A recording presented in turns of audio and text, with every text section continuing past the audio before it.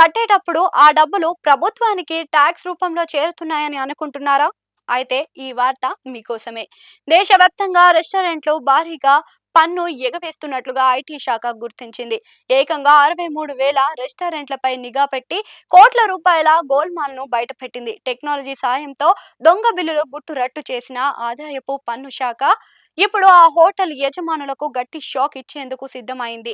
ఆ వివరాలేంటో చూద్దాం. డిజిటల్ మాయాజాలం, కోట్ల రూపాయల గోల్మాల్. మనం రెస్టారెంట్ లో భోజనం చేసే బిల్లు కట్టి తర్వాత ఆ రికార్డులు మాయమైతే సరిగ్గా ఇదే జరిగింది. ఐటీ శాఖ జరిపిన ప్రాథమిక తనిఖీలో దాదాపు 408 కోట్ల రూపాయలు అమ్మకాలను హోటల్ యజమానులు దాచిపెట్టినట్లుగా తేలింది. ఇందుకోసం వారు అత్యాధునిక సాఫ్ట్వేర్లను వాడుతూ బిల్లులను డిలీట్ చేయడం, అమ్మకాల లెక్కలను మార్చడం వంటివి తిమ్మిరి బిమ్మిరి చేసే పనులు చేశారు. ఇక కేవలం 62 రెస్టారెంట్లోనే సర్వే చేస్తేనే ఇన్ని అక్రమాలు బయటపడడంతో అధికారులు అప్రమత్తమయ్యారు. దేశవ్యాప్తంగా ఉన్న సుమారు 1.77 లక్షల రెస్టారెంట్ల డేటాను ఆర్టిఫిషియల్ ఇంటెలిజెంట్ సాయంతో విశ్లేషించగా ఈ భారీ కుంభకోణం వెలుగులోకి వచ్చింది.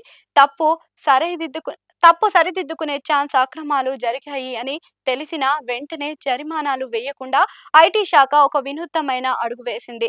అదే సాక్ష్యం నాచ్ కార్యక్రమం. దీని ద్వారా అనుచిత జాబితాలో ఉన్న 63,000 రెస్టారెంట్లకు ఒక అవకాశం ఇస్తున్నారు. మీరు చేసిన తప్పును మీరే ఒప్పుకోవడం, వాస్తవానికి ఆదాయాన్ని వెల్లడించి పన్ను చెల్లించండి అని అధికారులు సూచించారు. ఇక ఈ ప్రక్రియకు మార్చి 31, 2026లో పూర్తి చేయాలి అని గడువు విధించారు. ఇది ఒక రకంగా హోటల్ యజమానులకు ఇచ్చిన వార్నింగ్ బెల్ వంటిది అని చెప్పాలి. స్వచ్ఛందంగా ముందుకు వచ్చి లెక్కలు సరిచూసుకోకపోతే ఆ తరువాత కఠినమైన చట్టపరమైన చర్యలు తప్పవని అధికారులు హెచ్చరిస్తున్నారు. పారదర్శకత వైపు అడుగులు వినియోగదారుల బాధ్యత.